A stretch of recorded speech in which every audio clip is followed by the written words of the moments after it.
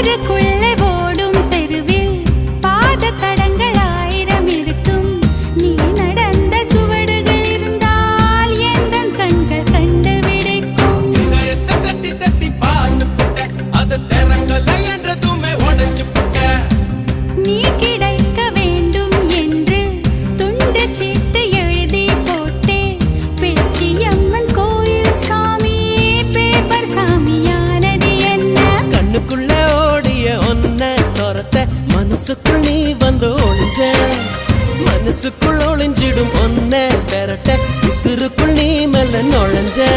ஓ நீ கொடுத்த கல் கூட செங்கல் சாமியானதையா? ஒரு வார்த்தை சொல்ல ஒரு வருஷம் தயங்கி நின்ன.